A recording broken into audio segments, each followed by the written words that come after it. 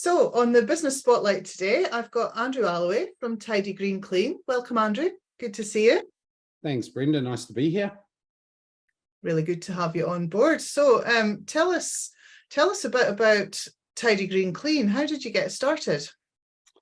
So I moved over from New Zealand in 2016 and had a commercial cleaning business based in the other side of the world, and thought that we would reestablish and start something similar here, always with the intent to franchise the business, to build a franchise model across Scotland, which I'm pleased to say, as of this week, we have signed our final franchisee and we have every region covered. Fantastic. Well done. Yeah. Congratulations. So, happy day. So is dirt the same on either side of the world, or were there challenges you weren't expecting when you came across Scotland? Yeah, I certainly wasn't expecting a oil recession the same time I arrived. Franchising in the UK, I think, is still significantly behind franchising in the Southern Hemisphere, and probably the US and South Africa. So it's probably taken us a little bit longer to get to the point where we are now from where we would have been had franchising been a more recognised pathway. Cleaning's still the same though. Yeah. So what through both running a business in New Zealand and then coming across here, what's been the biggest learnings that you've had as a business owner? Well, that's a good one. Probably working in a similar way that, you know, I love the franchise model. I love the fact that I've got motivated business owners that have invested into the business, that, you know, they've got skin in the game. It's been a really powerful tool, and it's enabled us to grow our business significantly faster than we would have through the traditional model.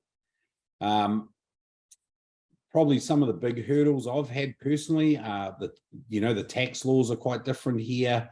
The dealing with various other suppliers, oil and gas, has been a bit of an eye-opener because it's a lot more regulated. So we've taken all the steps for our ISOs and Achilles and all of the other various platforms to make sure that we're compliant and audited, and that we are very much, you know, at the top of our industry. We've also had a really big push, and as it is with everybody at the moment, on the carbon zero. Mm-hmm. So we've now been a carbon negative business for 3 years, and we continue to try and reduce waste, reduce to landfill. As a business, is really important to us. It's one of our drivers. So is that unique in the cleaning, in the commercial cleaning industry? Then are your competitors following, or are you? I think at this stage we're still the only carbon negative commercial cleaning company in Scotland. I know that there's been, you know, whispers and the drums have been beating that others are heading down that track, as you would expect. But yeah, at this stage we're still, I think, in pole position. So is that a key to success then? Find something that you can get out in front? Yeah, is it a key to success? I don't know. It's something that we're passionate about, and obviously the environment is important. I've got, you know, young kids, and I want to make sure that we protect everything for them moving forward. But I think having that USP, and whether it's our franchise model, whether it's our carbon negative, whether it's our accreditations, whether it's real living wage, like, you kind of bundle them all up as, you know, one big USP almost, that we are really professional in the way we operate. Like, interestingly enough, we did in April just over 20,000 hours of cleaning, which I was surprised by, across our network and our 450 clients and, you know, 350 odd staff. To do 20,000 hours of cleaning was a bit of an eye opener for me. Wow. Yeah. Yeah. it's surprising. How does it feel knowing that you've built that? It's sometimes I pinch myself because, you know, we started so small, and it was, you know, it was just myself, and then David, my brother-in-law, joined the company about 18 months later. And then I was looking back through doing a form last week, and it says, you know, what was your turnover in kind of 2017, you know, 2018, 2019. And I'm looking back at it going, wow, we've kind of doubled our turnover on an annual basis. And, you know, we're on target for probably about 8 million this year. So it's definitely it's one of those wow moments. It just keeps growing. And, you know, and as we sell more regions, and we've obviously brought Glasgow and Edinburgh on, now Dundee's coming online, Inverness has come online. We had Forth Valley, and obviously we've got 3 regions within Aberdeen. So it's fantastic. And the fact that most of our franchise owners, all except one actually, own shares in multiple regions, makes me feel like the fact that they want to invest and then invest again into the business means that we're obviously doing something right. Like we're creating a good platform for them. You know, we're really well structured. We're highly organized. We've invested a huge amount of money in bespoke systems for time and attendance, for onboarding staff, for various other things.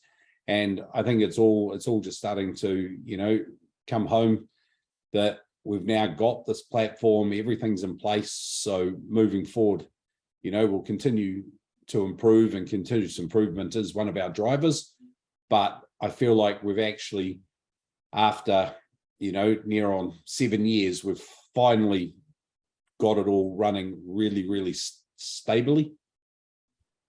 So where's next? Are you expanding out with Scotland now?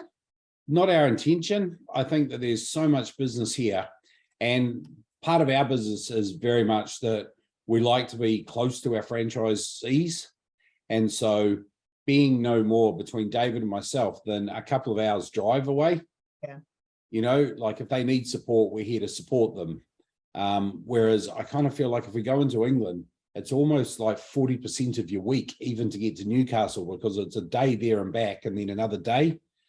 And that then detracts from the guys locally, but also means that I won't have the time to give the level of support to English-based franchisees. So it's about expanding the customer base where you've got the locations at the moment. So you talked about the 350 employees, and obviously you've got these great franchise owners as well.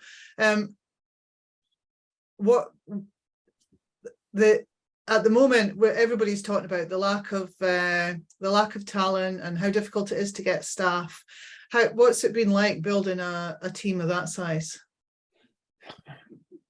It's had its challenges, like, you know, I'll be completely honest, but I think now we have been identified as a employer of choice. You know, the fact that we're a recognised service provider with the Living Wage Foundation. I chair the Make Aberdeen a Living Wage City board. We have a culture document that when our staff start with us, we explain who we are, why we do what we do. You know, we've always put our staff at the heart of our business. Like, you know, they are, without them, we can't go and clean 450 sites a night. So we have a very big focus on looking after staff rewards, staff retention. And the last look, we were running at 96.4% staff retention in an industry that has traditionally over 200% attrition. It means like our staff, once they join us, they don't want to go anywhere. And to me, that's a really big driver, because we offer our staff 30 hours a week. We provide, you know, job security. They get paid on time. There's ability for them to earn more work overtime. So, you know, we want this to be, if they've chosen cleaning as a career, we want to ensure that they have the work that they require, the sites they require, you know, the hours they require. So again, we're just working on becoming a living hours employer so that our staff have all of their rotas 4 weeks in advance, that they have a minimum number of hours per week. So again, that's a driver for us to ensure our staff are looked after. Giving them what they want from the job, I guess, and they're going to stay. Yeah, good. Yeah. Yeah, it's not that difficult, you know. We're really, you know, we work really hard to make sure that our staff are happy. Welfare checks from the supervisors. Are your uniforms okay? Is your pay okay? Is there anything you need? Is it cleaning equipment? Is it, you know, whatever it might be? But there's regular check-ins with all of the staff through the supervisors. I love that. It's not actually that hard. Yeah, hard. But the amount of people that think it is hard to get and retain staff. So yeah. Well, we all know how we'd like to be treated. Yes. So if we do the same for others, then, you know, the loyalty is paid back. Yeah, I love it. Yeah. I love it. So is this what you always wanted to do? No. Did you always want to have your own business, or did you always want to be... I was always going to be entrepreneurial. I come from an entrepreneurial family. Did I ever think it would be in commercial cleaning? No, 100% no. But the fact is, it is a great business to franchise. And I think of myself in franchising rather than cleaning. Cleaning is purely a vehicle to allow the franchise model to operate. And again, it's a business, you know, where your staff can be male or female, they can be younger, they can be older, they can be, you know, ethnically diverse. There's a huge, like, everybody is, you know, is able to come and go through our training and work with us. So, but yeah, I've had a number of businesses over the years. So this one here is probably the, you know, the absolute winner, that it's just everything's falling into place. Fantastic. So who's been your biggest supporter in your business journey?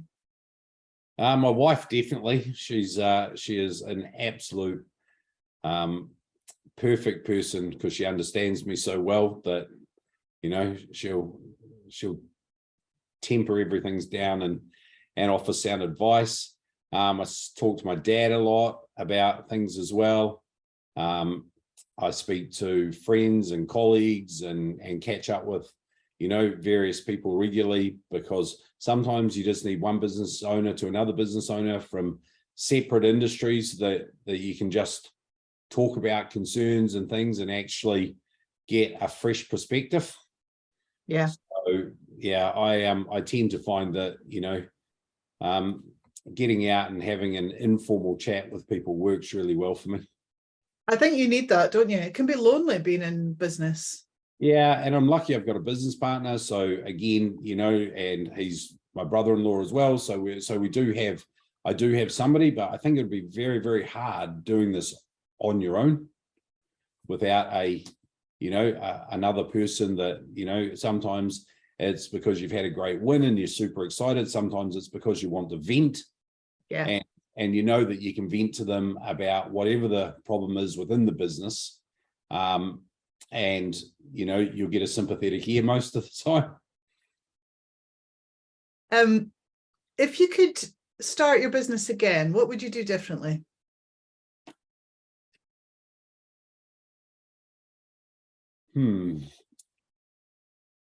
I don't know.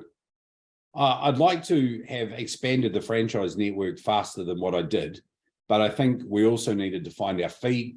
You know, it enabled David and I to understand the market here. Like in the early days, we were out supervising jobs. We were out inducting cleaners on site. We were spending nights on sites with cleaners. We were cover cleaning. We were doing all of those things. And I think it gave me a really good understanding, even though I knew the industry from New Zealand, but to actually understand it and to have more of a far more hands-on approach. And back in those days, we knew all of our staff, their kids, their wives or husbands. And as it's grown, I probably feel like I've lost touch with a lot of that, which for me it's not how I'd like it to be. But with 350 people, you just can't do it. But a lot of the staff that we've had, like still from, you know, from day one or close to, that's still remain with us, I still have, you know, really good relationships with them. I have an open door policy for all of our staff to come in. But yeah, I think the one thing I would do is grow the network faster, because that's helped us achieve the growth that we now have. I could talk to you all day, Andrew. There's loads I could dig into, but unfortunately our time, I think, is up. So is there anything else you would like to add, or as Michael Heppel says, is there anything I should have asked you that I haven't asked you? I don't think so, actually. It's been good chatting, and it's been good to kind of tell the story. Sometimes when you're sitting within your business, you don't really talk about, you know, the things you've achieved and how excited you are and how good it is. And it's kind of nice to just express it and think, actually, we've done really well. You have. Yeah. You have. Yeah. You know, beginning of a journey. There's a long way to go, but we know where we're heading. Yeah, and I've no doubt that you'll get there. Excellent. Thank you very much for joining me on the Business Spotlight, Andrew. No worries. Thanks, Brenda.